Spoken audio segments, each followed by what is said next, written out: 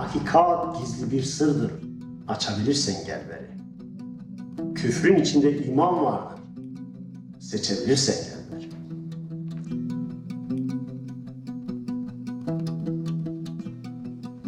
I'm Serenay, and I come from an Alevi family.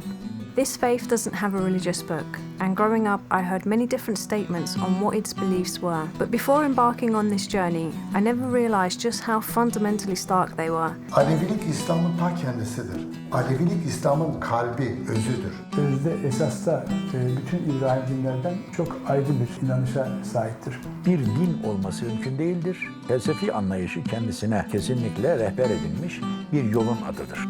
Sen Kur'an'dan bir kelime okuduğumu gördün mü akşamdan beri? İşte esas cem bu kuzum.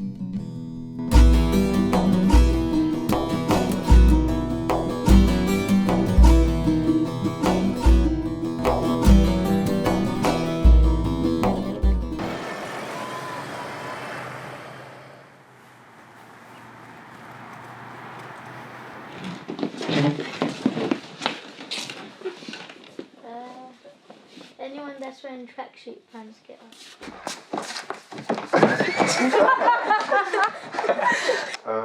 Everyone who supports Tottenham. Yeah. No, that's not. Our parents don't really know that much. They were not allowed to learn or discuss it in Turkey, where they grew up. So there's a lack of information that they have. So we come to our local Cumhuriyet to find out more. I think we always knew that we were Alevis, but we didn't know what Alevis were. Was it a part of Islam? Alevis follow and revere Saint Ali, who was Prophet Muhammad's younger cousin and later became his son-in-law. Alevis refer to Ali's children as Ahl Bayt, who are also known as the 12 Imams. Ali especially played a big part in the spread of Islam after the Prophet passed. He is the one who put pen to paper for the Quran after Muhammad's ascension, yet most Alevis have not read it. İslam, Alevilikle devam ediyor aslında. İslam'ın özü Alevilerdir, Aleviliktir. Hazreti Muhammed'in ve Hazreti Ali'nin getirmiş olduğu İslam'ı Kur'an'daki deyimiyle, Kur'an'daki yorumuyla algılayıp yorumlayan, şerh eden bir inanıştır.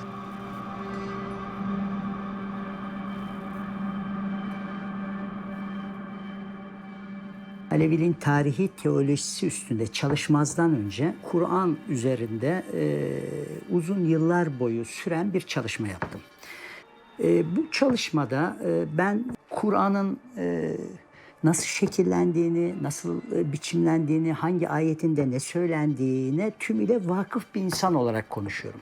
Söz konusu kitap kuşkusuz dünyada çok önemli bir topluluğun kutsal kitabı, yol göstericisi ama Aleviler açısından en küçük anlamda bağlayıcı bir ifade içermez. Bakın Kur'an'da Ehl-i Beyt diye bir kavram geçer. Aleviler de çok kullanırlar bu kavramı ama bu ortak kelime bile apayrı anlamlara sahiptir. Kur'an'da Ehl-i Beyt geçen ayetlere baktığınızda sadece peygamberin eşlerini kastettiğini görürüz. Fakat Alevi toplumu Ehl-i Beyt derken kastettiği bambaşka bir şeydir. İslam peygamberinin 11 tane eşini kastederek o kelimeyi kullanmazlar. Kastettikleri peygamberin kızı Fatma, damadı Ali ve onun 2 çocuğu Hasan ve Hüseyin. Yani Ehl-i Beyt derken Aleviler örneğin Ali'nin başka evliliklerini, başka evliliklerinden olan çocuklarını da kastetmezler. Dolayısıyla Aleviler açısından spesifik bir anlamı var Ehl-i Beyt'in. Kur'an'da ise bambaşka anlamı vardır.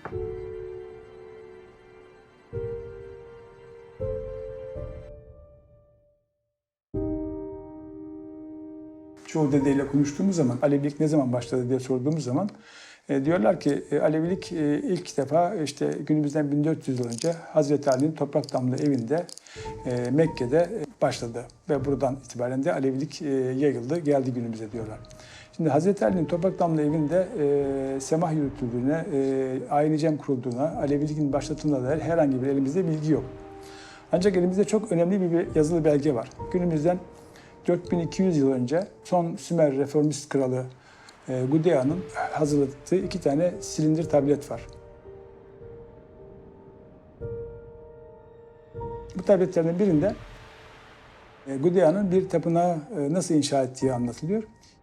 İkinci silindir tablette inanılmaz bir şekilde bugünkü haliyle, bugün Anadolu'da yürütüldüğü haliyle Alevi ayini cemi anlatılıyor.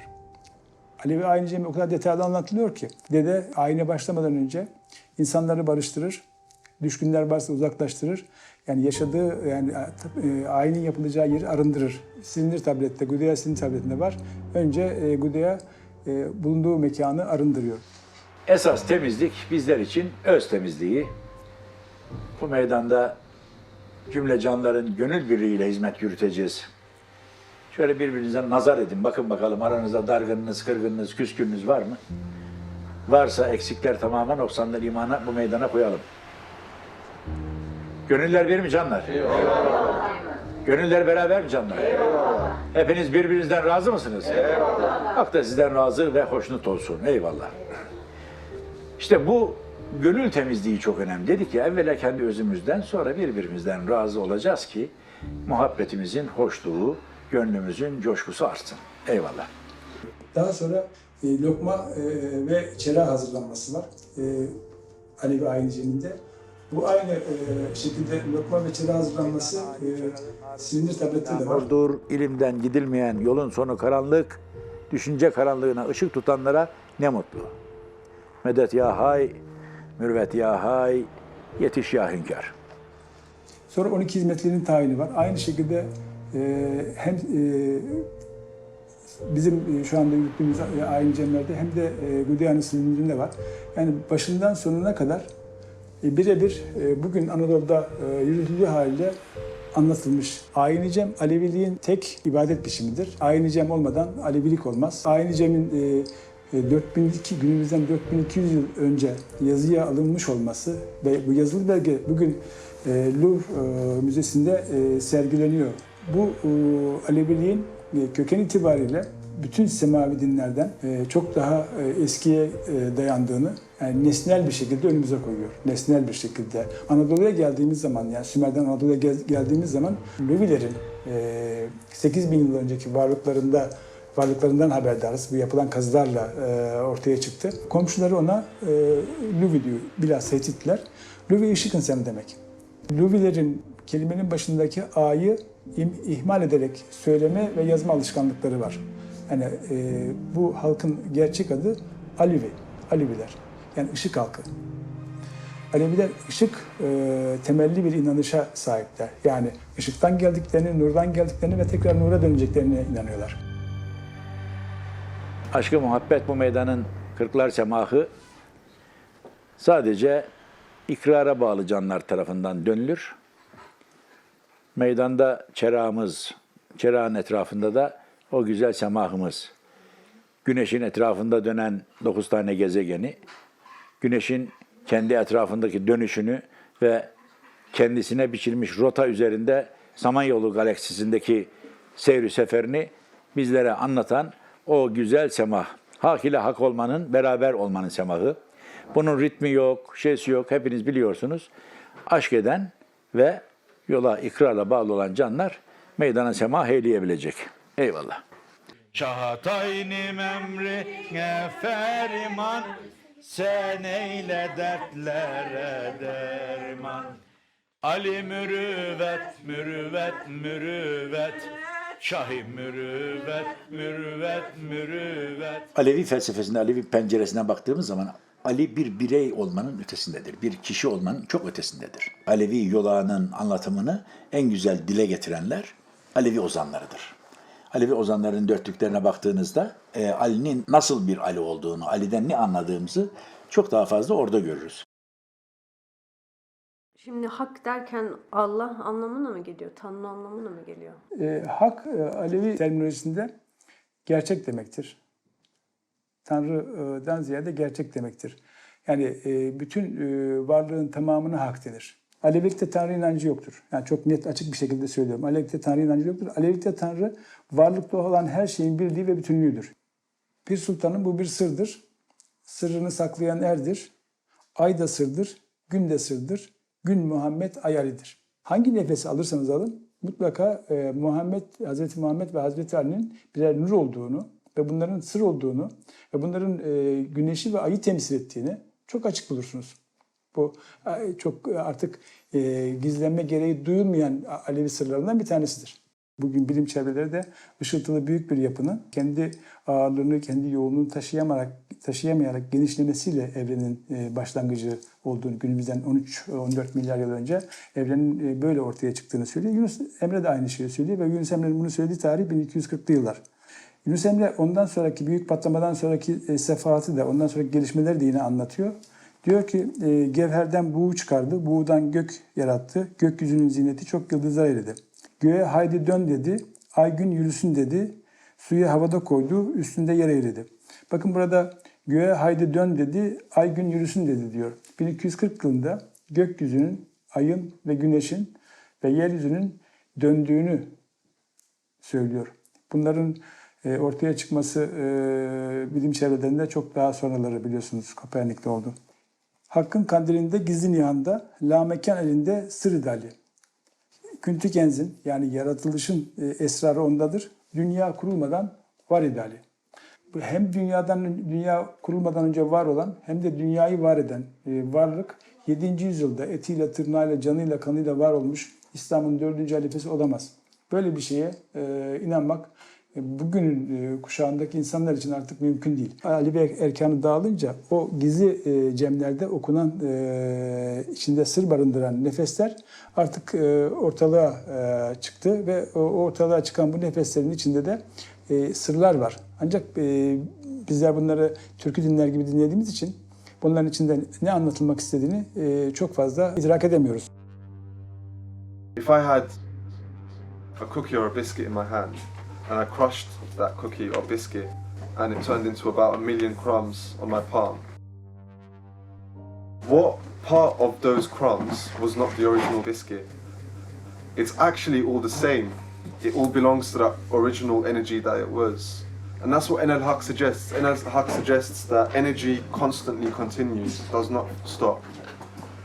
And for this reason, everything is connected in one way or another within the universe. And all of that energy, if it was created by divinity, is divine, is holy. Bir kandilden bir kandile atıldım. Turab olup yeryüzüne saçıldım. Bir zamanlar hak idim, hak ile kaldım. Gönlüme ot düştü, yandım da geldim.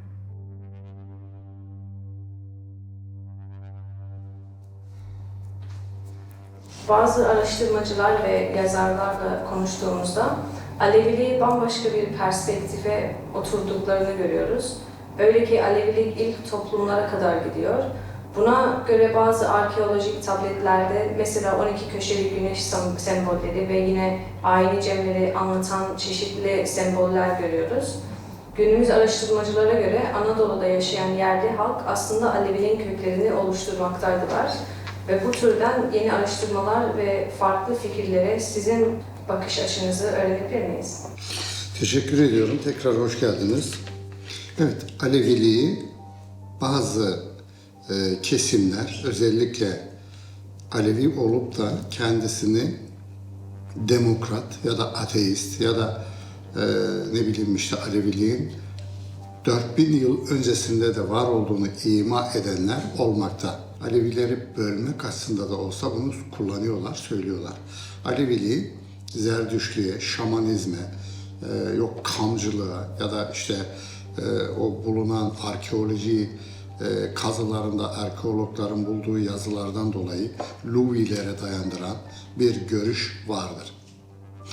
Alevilik Hazreti Peygamber'den önce yani İslam'da önce de vardı diyenlere şunu söylemek lazım. Her peygamberin döneminde her peygambere bağlı olan ahlaki bir düzen, tanrısal bir düzen sürdüren insanlar vardı ya, onlar bize göre eğer gerçekten Allah'ın sevgi, barış, hoşgörü, kardeşlik ilkesini sürdürüyorlarsa bize göre adı ne olursa olsun onlar Alevi görüşünü benimsiyorlar, doğru. Eyvallah, ama Alevi değiller. Luviler Alevi değiller. Alavlar Alevi değiller. Şunu sormak lazım onlara. Her peygamberin döneminde bir mazlum kesim vardı, bir de zalim kesim vardı. Onlara göre Alevilikse o zaman Yezidi kesim kim oluyor? Ya da İblis kesimi kim oluyor? Aleviliği bölmek isteyenlere biz öyle diyoruz.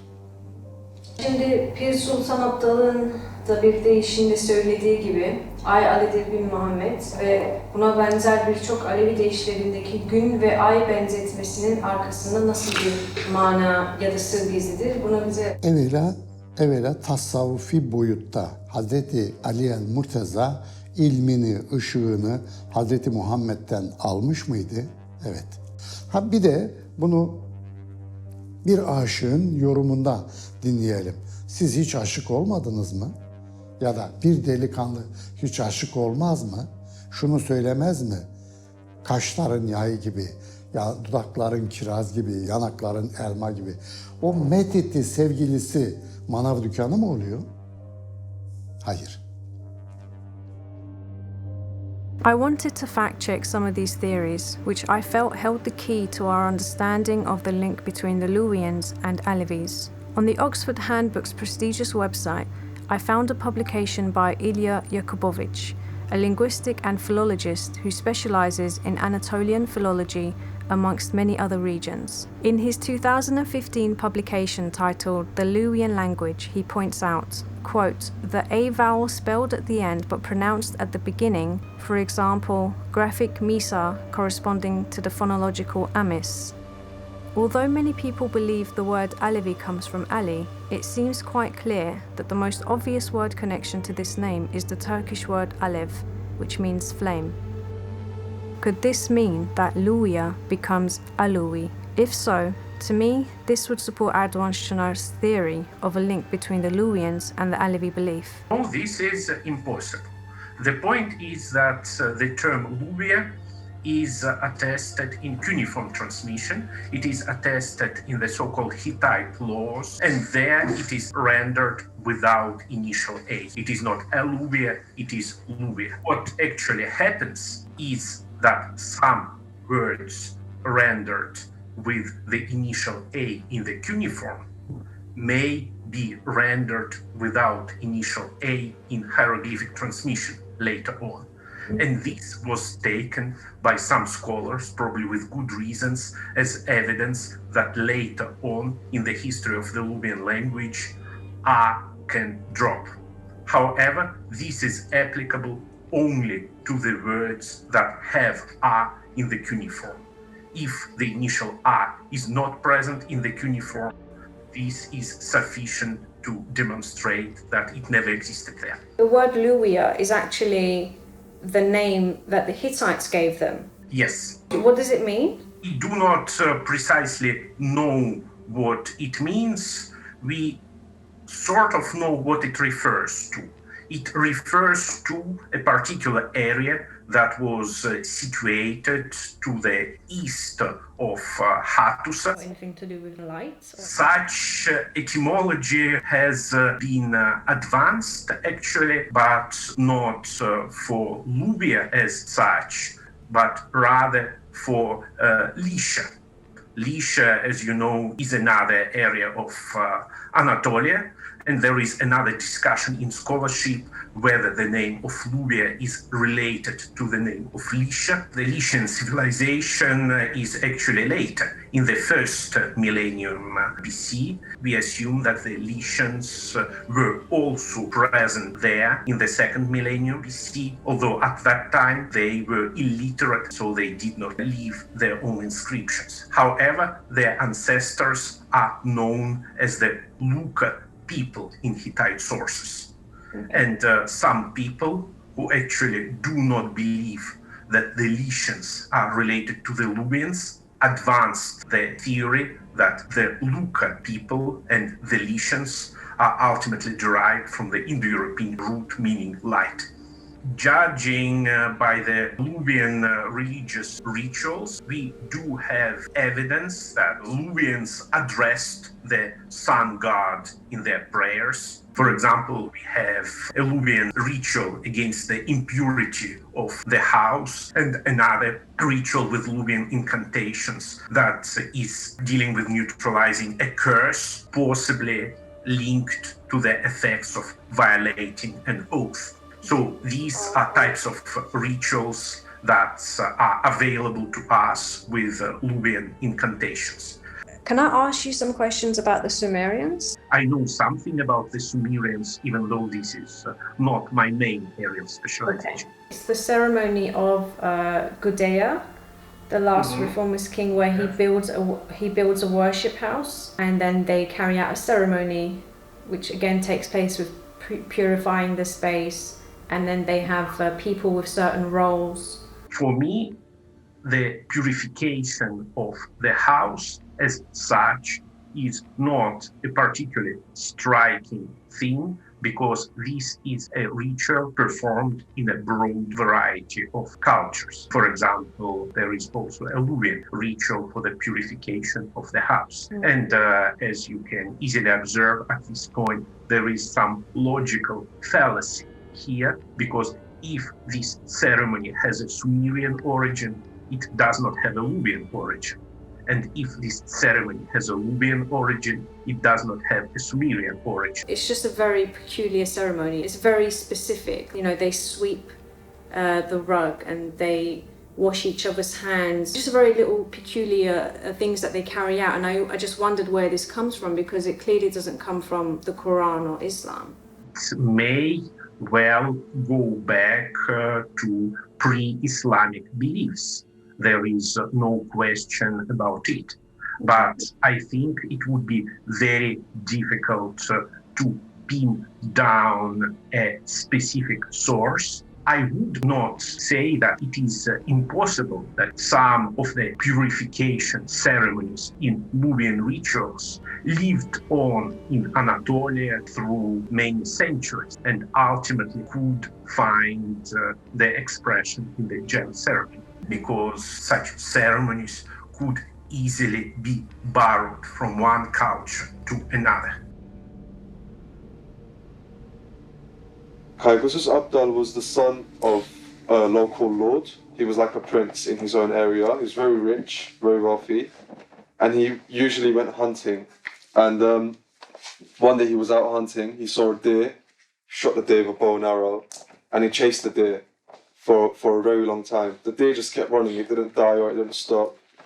And the deer ran into a Alevi dergah, and Kaygus Abdal walked into the room also. There was a man there, and that was Abdal Musa, who was Kaygus Abdal's teacher. There were no signs of the deer, and Kaygus Abdal said, "Have you seen my deer? I shot it." And Abdal Musa said, "How do you know the deer is yours?" And Kaygus Abdal said, "Because well, I shot it. It's mine. I'm the one that went after it." And Abdal Musa said, "No, that's not how it works." He said, "That deer is also a living being, and it should also have the same rights and respects as you." Kaygus Abdal started to ask for his arrowhead, and Abdal Musa put his left arm up, and you could see an arrowhead under his rib, and he said, "Is that what it looks like?" Now, when you think about it logically, he probably did not transform into the deer, and this is a mythological story. But the symbolization, the symbolism and the understanding behind that suggests that we are that deer and that deer is us. Kandil geceleri kandil oluruz, kandilin içine fitil oluruz, hakkı göstermeye delil oluruz, fakat kör olanlar görmez bu hali.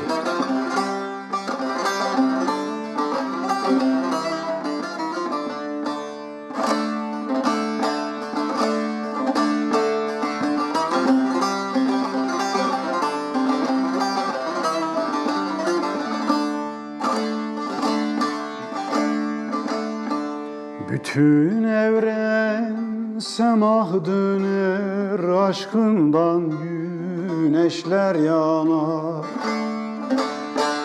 Bütün evren semah döner, aşkından güneşler yanar.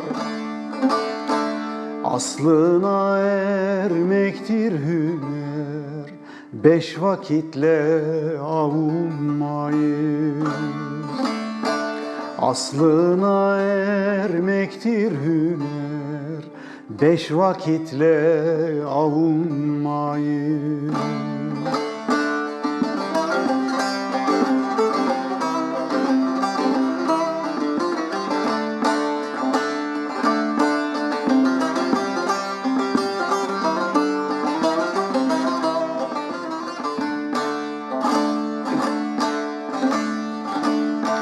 Canan bizim canımızdır, teni bizim tenimizdir. Canan bizim canımızdır, teni bizim tenimizdir. Sevgi bizim dinimizdir, başka dine inanmayız. Sevgi bizim dinimizdir, başka dine inanmayız.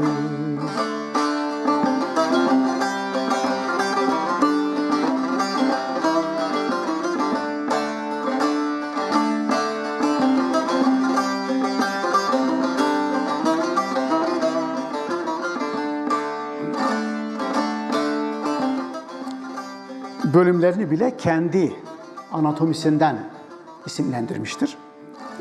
Teller filan da onun konuşması olarak, sesi olarak, nasıl insan ses varsa burada ses gibi. Şöyledir yani, hepiniz biliyorsunuz. Uzun ince bir yoldayım türküsü vardır Aşık Veysel'in. Bir kısmını kişi kendisi söyler. Cümlenin kalan kısmını da bağlamasıyla tamamlar. Yani şöyle diyor. Uzun ince bir yoldayım. Cevap verir. Gidiyorum gündüz gece.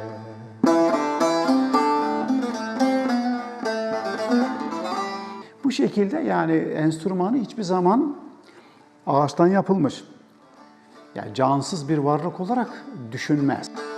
Hüdayim hüdamız var, dost elinden bademiz var.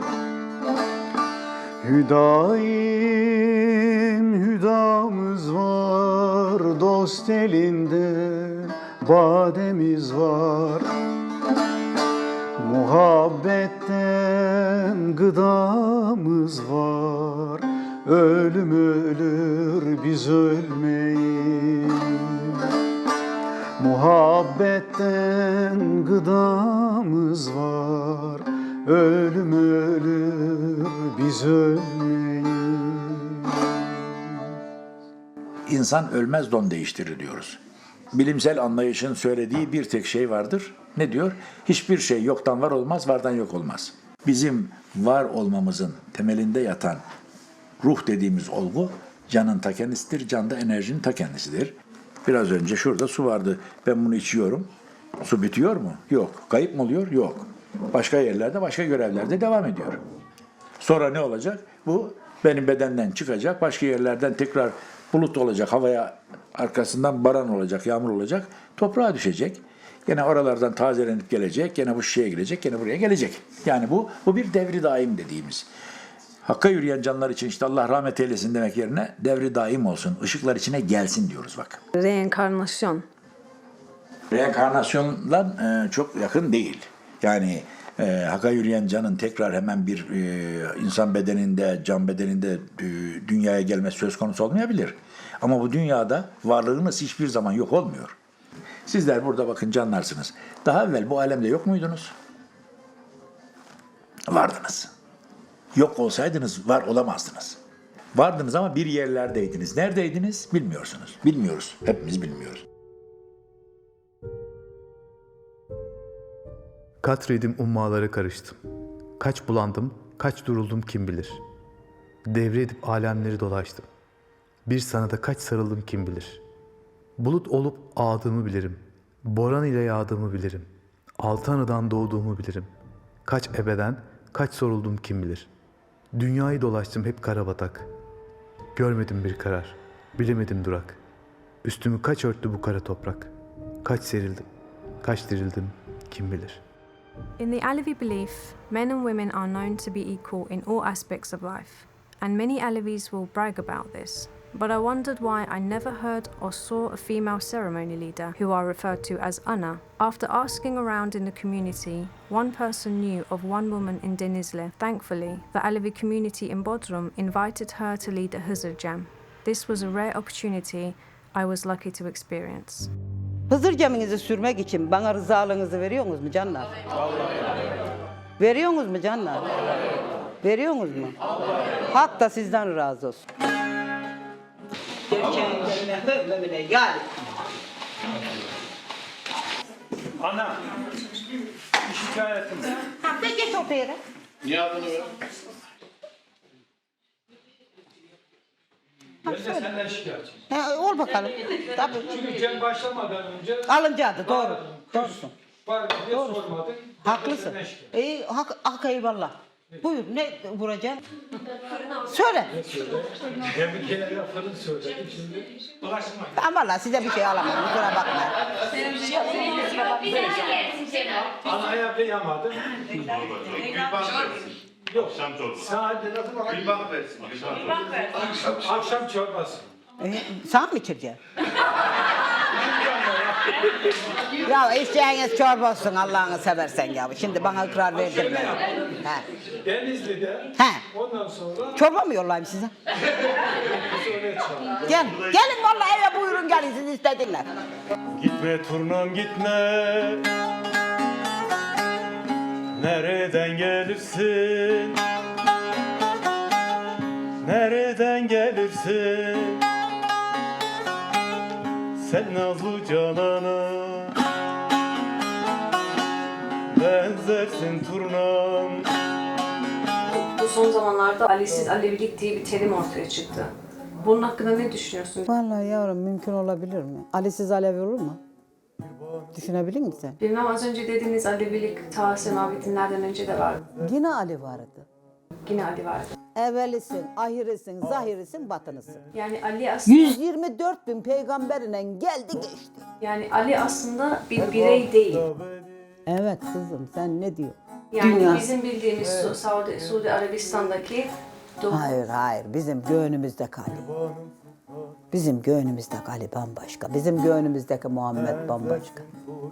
Anladın mı kızım? Peki neden bu gerçek hayatta yaşamış iki insan, Hazreti Muhammed ve Hazreti Ali, neden bu ikisi Aleviliğin içinde çok büyük bir yeri var? Eğer gerçekten... Kuzum, onlar sır.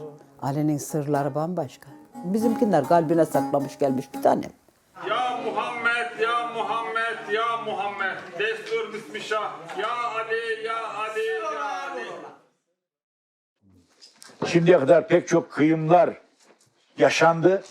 Gerçi şu anda yaşanan kıyım, insan kıyımının ötesinde artık felsefenin kıyımı haline geldi. Yol bilgisinin, yol anlayışının kıyımı haline geldi. En önemlisi yoldaki felsefi anlayışa, o güzelliğe özden bağlanarak bir olmanın, iri olmanın ve diri olmanın güzelliğini yaşamak. Sefa geldiniz. Meydanımızı sefa geldiniz diye sevgili ana bacımızdan açalım. Arkasından da aşıklarımızdan yavaş yavaş devam edelim. Hadi bakalım. Mehmanı görünce gönlüm şad oldu. Mehman canlar bize sefa geldiniz. Mehman dedikleri Ali Veli'dir. Mehman ev sahibi Ali benim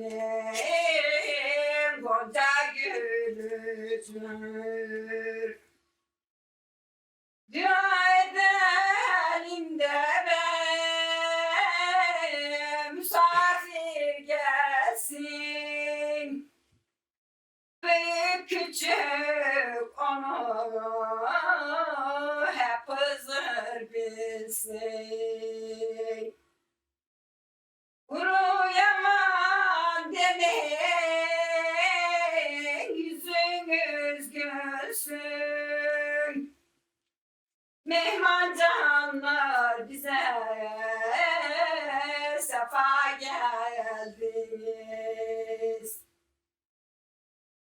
Allah kahrettiği yere misafir sanmaz. Çalar çarpar ama hayırın görmez. Eker biçer ama binası olmaz. Mehman canlar bize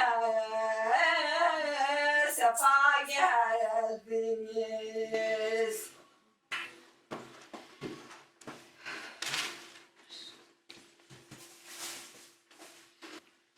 İmam Hüseyin hiç iktidarda olanın yahut da yüksekte olanı yahut da kuvvetliden olandan yana olmadı. Hep mazlumdan, ezilenden yana oldu. Biz İmam Hüseyin'den bunu öğrendik.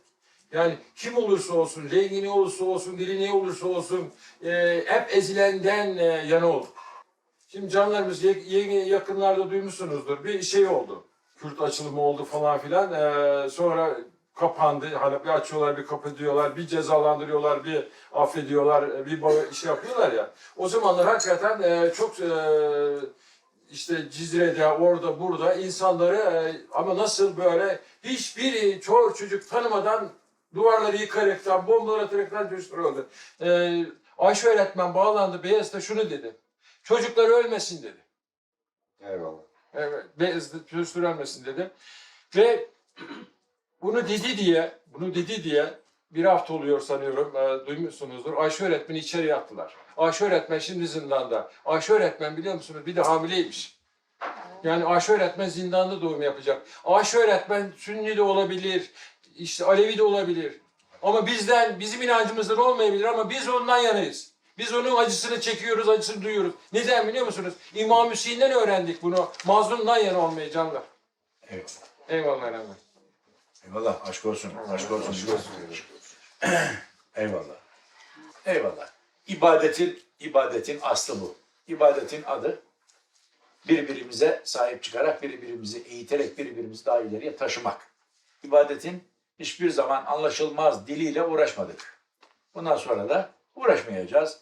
Hangi dilden anlıyorsak, hangi dilden idrak ediyorsak o dilden ibadet ediyoruz. Türkçeden anlıyorsak Türkçe, Kürtçeden anlıyorsak Kürtçe, Almanca anlıyorsak Almanca. Bunlar insanların en doğal hakları bir kere.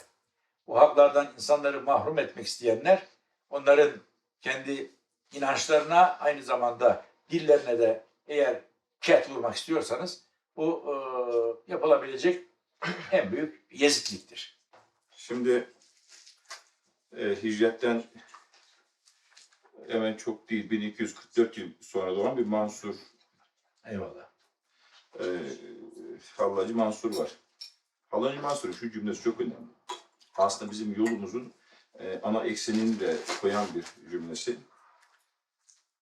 Diyor ki, Hazreti Muhammed diyor Miraç'tan dönerken eğer orada olsaydım iki yakasına yapışacaktım. Neden sen sadece ümmetine şefaat diledin de bütün insanlığa dilemedin diye. Şimdi burada başka ülkelerin insanlarımız da var. Eyvallah. Bakın bir arada aynı dili konuşabiliyoruz, aynı muhabbet yapabiliyoruz. Bize orada şunu söylemiş. İyiler iyidir. Eyvallah. Bizim içinde mezhep kavramı, din kavramı, renk kavramı asla olmadı. Olursa kendi düşüncemize ile çelişki içinde olur. Her nesne, her madde başlangıçtaki maddeden çoğalmıştır. Ezeli ebedidir. canlıdır ve yaratılmamıştır. Eyvallah. O anlamda o kavramlar bize uymaz. Yani biz onun için Ayşe öğretmenin kimliğini hiç sorgulamadık. Eyvallah. Bundan sonra da sorgulamayacağız. Onu cümlenin itibariyle söylemek istedim. Eyvallah. Eyvallah.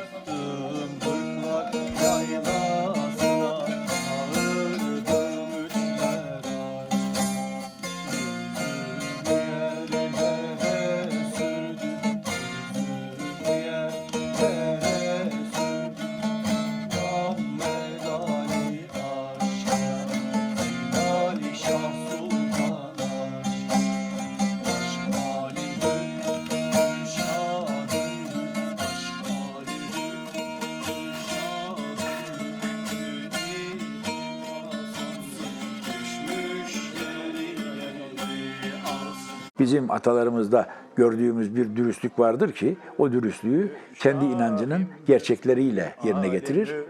Tapımını sabahleyin kalktığı zaman avlusunu süpürür, güneşin doğmasını bekler. Güneş doğduğu zaman eyvallah Halim geldi der. Böyle bir inancın sahibidir Aleviler.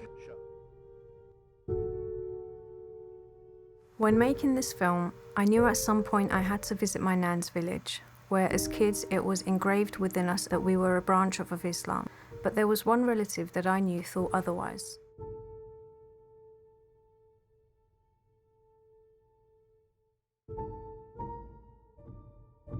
Dedelerimiz, ozanlarımız o günün koşullarında yapabildikleri oranda Aleviliği yaşatmaya çalışmışlar. Gizli bir hazinedir. Bu gizli hazine uzun bir süre gün yüzüne çıkamamıştır. Ama çoğu bölgeler, çoğu yöreler gerçekten asimile oldu. Cenazelerimizden şahit oluyorum, görüyorum. İyi bilirim, özellikle senin Salman dede ağır hasta yatağında yatarken can veremiyor, teslim olamıyor bir türlü. Diyor ki çağırın diyor, sazı çalan, deyiş okuyan kim varsa gelsin beni yollasınlar diyor.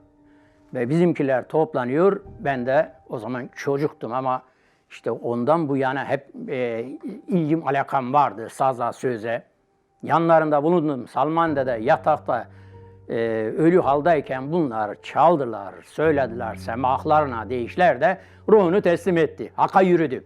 O şekilde uğurladık. Şimdi ben de görüyorum, Maraş'ın birçok köylerinde dolaşıyorum, geziyorum Alevi köylerini. Cenazelerde dahi hoca çağırın diyor, hoca gelsin diyor. Bir sürü güzel gelişmelerin olduğunu ben de biliyorum ama henüz bu doğrultuda çok yol katletmiş sayılmayız. Yani kendimizi kandırmayalım, ne yazık ki böyleyiz.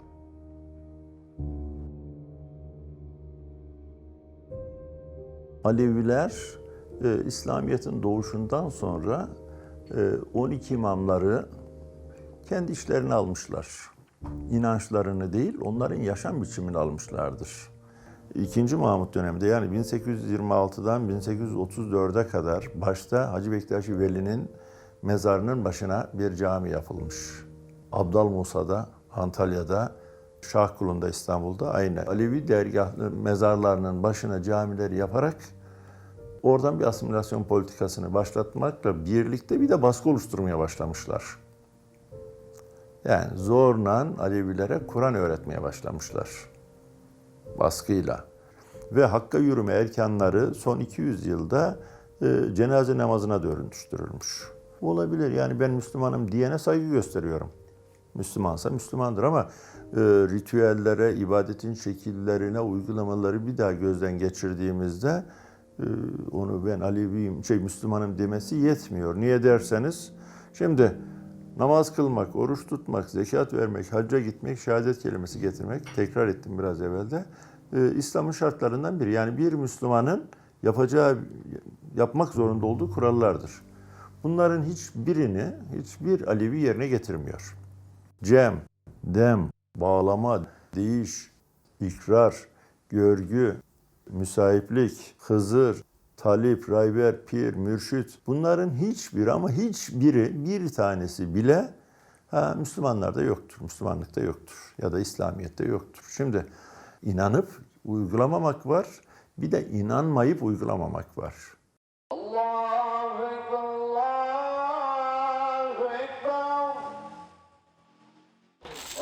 Peki bu camiye Aleviler de gitmiyor herhalde. Gitmiyor. Gidiyor mu gitmiyor? Yok, gitmiyor. Gitmiyor. Cemaatin gitmediği bir köyde bir imam maaş alıyordur burada değil mi? Alıyor. Peki bunu Alevi camiası olarak sizler köyün heyeti ya biz kardeşim bu camiye gitmiyoruz. Köyde cami var ama kimse gitmiyor. Ya bu adam burada niye bedava para alsın ki? Ya bunlar ödenen paralar. Alsın, çoluk çocuk besliyor. Hayır, çoluk çocuğunu başka yerden alsın. Başka yerden beslesin. Şimdi Şimdi bak, sana şimdi bir şey. buna benzer bir hadise de Konya'nın Konya Ereğli'nin Özgürler Köyü'nde var. Bir Alevi köyü. Köyün çoğu da tanıdığım. Hatta bir amcamın kızı da var. Aynı şekilde cemaat götürmüş. Köye bir cami kurmuş. Ama köy tamamen bir Alevi köyü. Hiç kimse gitmiyor. Ama cami var. Yani şimdi burada da vaziyet aynı şimdi. Hoca yok burada zaten. Aşağı köyde duruyor. Yani şimdi bu bir asimilasyon politikasıdır biliyor musun dede? Aleviler camiye gitmiyor ama Alevilerin köyüne cami yapıyorsun. Biz bunlara direnmek zorundayız. Yani benim köyümde cemaat bu camiye gitmiyor. Bu camiye gitmiyor. Bu caminin de burada olması gereksizdir. Burada görev yapacak imam veya eleman başka bir yerde görev yapsın. Başka bir yerden rızkını sağlasın. O hükümetin güzel.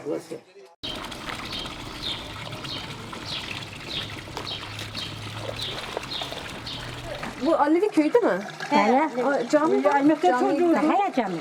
Cami var. Biz hep var. Cami var. Alevi köylerde cami olmaz demek istiyor yani. Yok.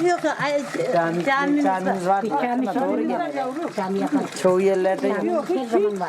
Ben aklım ereli cami var ya. Giden var mı? Giden var mı? Yani camiye giden. Gitmezler mi? Cuma namazına gidiyorlar. Akşamları gidiyorlar. Ama Aleviler. Alev olsun. Alev olsun. Yaşlılar gibi.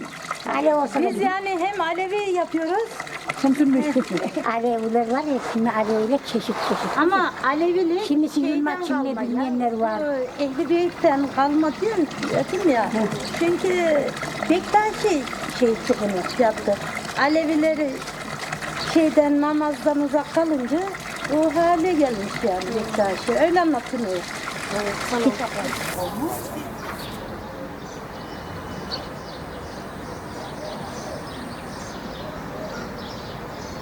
Aslında Bektaşilik ile Alevilik arasındaki ritüel farkı biraz geleneksel yöntemden olarak birbirinden ayrılıyor. Yoksa inanç olarak ikisinin de öğreti aldığı noktalar aynı. Evet. Fakat Bektaşilik özellikle cem şeyinde olsun, cem erkanında olsun ya da birçok ritüeliyle şeyden ayrılmaya başlıyor. Bektaşilikten ya da Alevilikten ayrılmaya başlıyor. Bektaşilikte biraz cem tutma ya da cem olayı farklı oluyor. İşte bunun adına mesela dem dediğimiz bir olay vardır Bektaşilikte. Yani birçok yerde karşımıza dikilen inançlarda dem alma, işte Aleviler, Bektaşiler içki içerek ibadet yapıyor şeklinde algılamışlardır. Halbuki öyle değildir. Bilindiği üzerine demin alınmış suretiyle çakraların açılması söz konusudur. Yani bilimsel anlamıyla da yaklaşıldığı zaman kendini daha çok kaptırırsın. İbadete daha yeltenmiş hale gelirsin. Bu şekilde de dem alınarak başlanır. Öyle hani sarhoş olmak mahiyetinde değil. İşte buradaki birçok insanla da Alevilik, Bektaşilik ayrımında o noktada biraz ayrışmalar başlıyor. Alevilerde mesela dem alınmaz da sakacı su dağıtır. Cem'in hizmetine görevli olan kişi ceme katılanlara su dağıtır yani sakacı. Semboliktir o.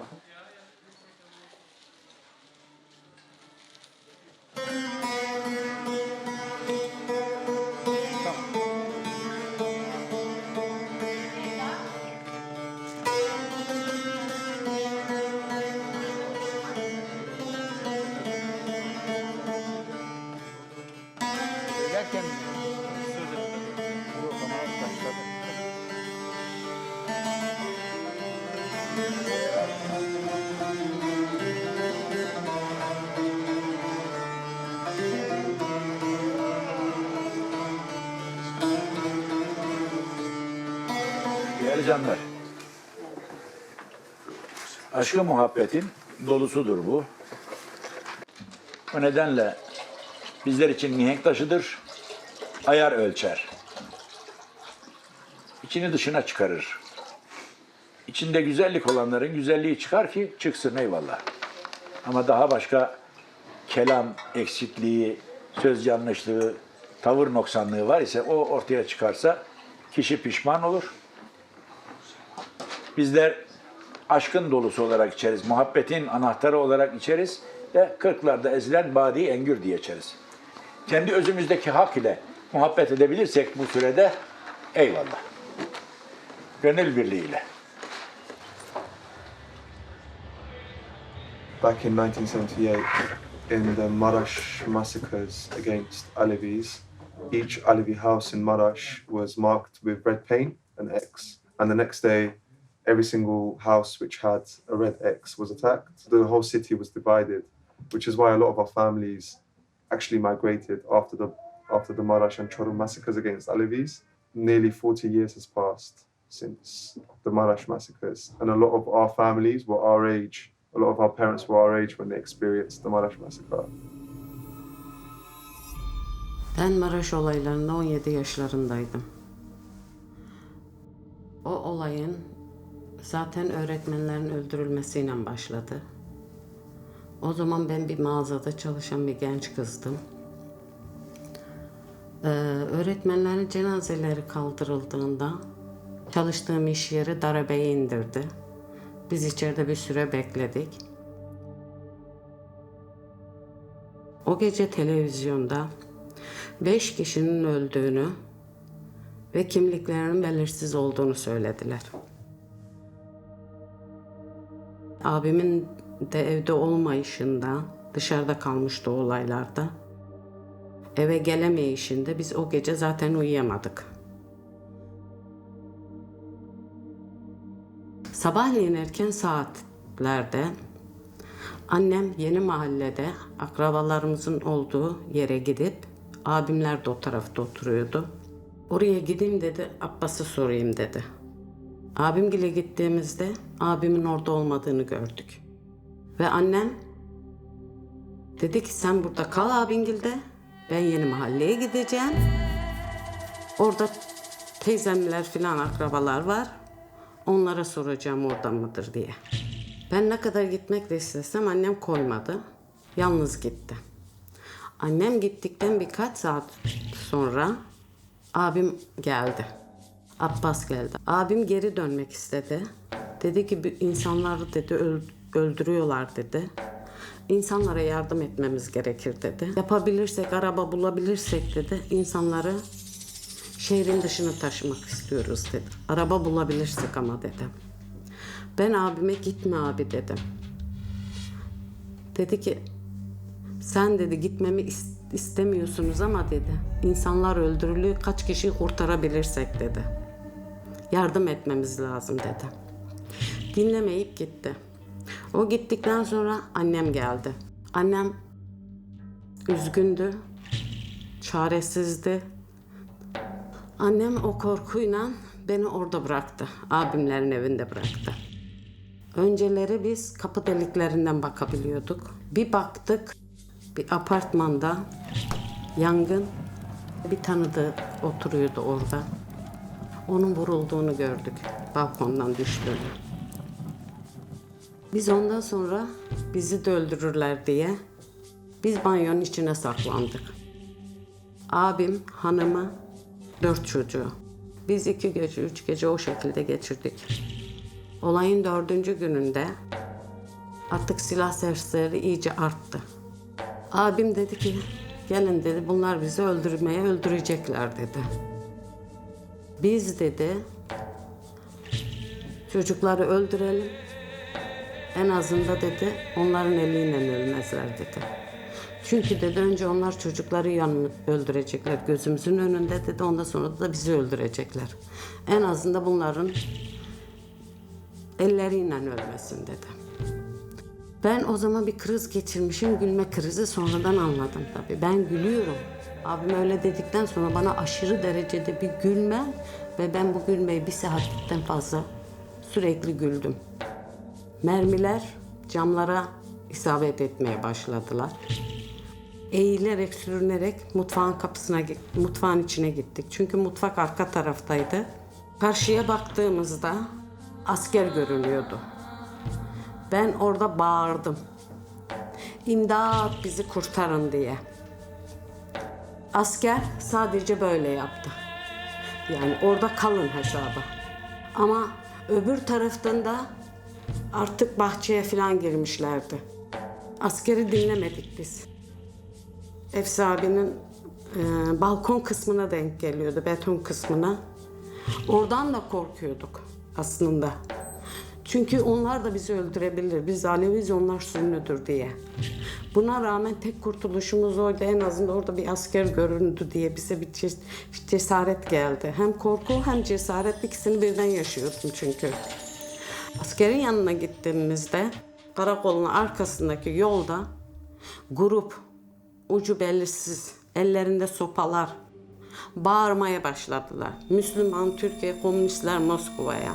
Asker bize koşun diyor. Siz koşun. Ve biz biraz ileri gittiğimizde 2 tane çocuğun cesediyle karşılaştım. Kafası koparılmıştı, kolları koparılmıştı. Bir ara sokak gibi bir şeyin önünden geçtik. Orada da 2 tane gencin karnı yarılmış, kafası koparılmış. Biri bıyıktı, biri bıyıksızdı. Bir anda gözüm tabii çarptı böyle. Fakat biz koşuyoruz. O kabusları ben halen yaşıyorum. O gördüklerimi ben halen görüyorum. Biz adliyeye gittiğimizde annemlerin orada olduğunu gördüm. Hem seviniyorum, hem ağlıyorum. Annemin bir anda çığlıklarını duydum. Bağırtısını. Abimin öldürüldüğünü söylemişler birileri, artık duyum. Ama öyle bir şey ki öldü dedikleri sağ çıkıyordu, sağ dedikleri öldü çıkıyordu. Yani bir belirsizlik, doğru mu yanlış mı diye bir belirsizlik sürekli vardı. 4 gün bu çocuklar bir şey yememişti. Kucağımda küçük bir çocuk vardı. Hiç unutmam, Aydınlık Gazetesi diye bir muhabir durmadan adliyenin önünde resimleri çekiyordu. Ben de ne çekiyorsunuz diye bir tepki verdim o zaman. Tarihe geçecek bunlar dedi. Tarihiniz batsın sizin dedim. Ondan sonra o çocuğu getirdi, çantasında bir parça ekmek verdi. O dişi olmayan o çocuk o ekmeğe bir yapıştı. Yani anlatılamaz ya, anlatılamaz. Yolda önümüzü kesenler oldu. Verin biz bunları götürürüz diye. Meğerse bunlar çakallar, bilmem neyler, yolumuzu kesip ellerinden alıp askerin götürüp öldürmekmiş amaçları. Askeriye hayır dedi, bizi aldılar Tomsuklu Karakolu'na götürdüler. Araba geldi, bizi aldı köye götürdü. Biz köye gittiğimizde abimin gerçekten öldürüldüğünü ve kaldırdıklarını hiçbirimiz görmedik de, cenazesini de görmedik biz.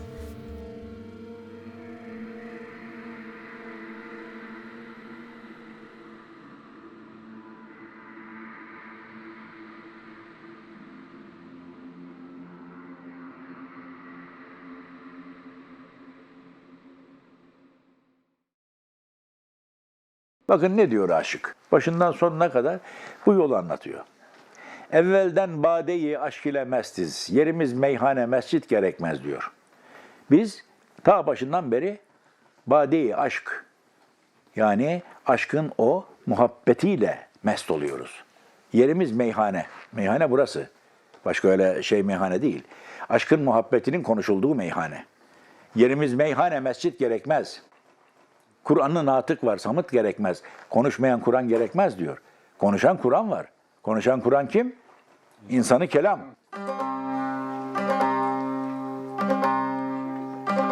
Felsefi anlayışı dedik ya, bakın ne güzel anlatmış.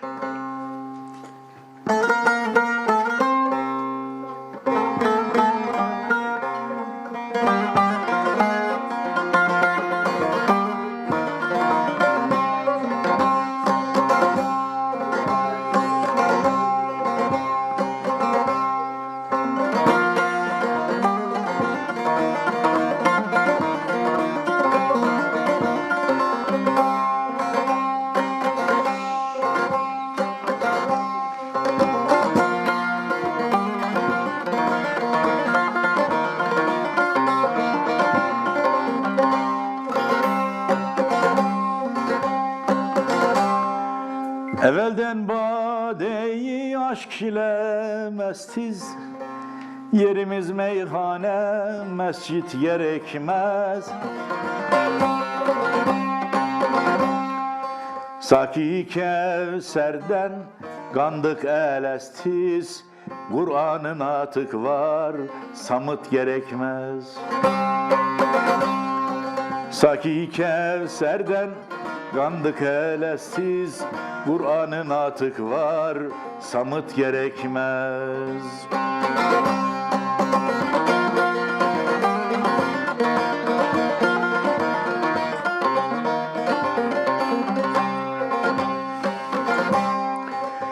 İbretin adanlar. Biz sevgi denen bir dinin mensuplarıyız. Çünkü bu yol sevgiyle yürüyen, birbirinin o güzelliğine canı gönülden bağlanmış insanların yolu. Anlamak istersen ilmi hikmeti, aşktan başka din ve iman gerekmez.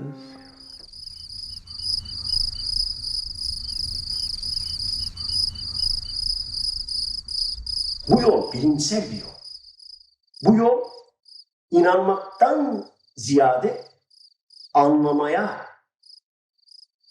yönelik bir yol. Hayatın içerisinde pratikte anlayamadığın bir şeyi doğruna inanamazsın.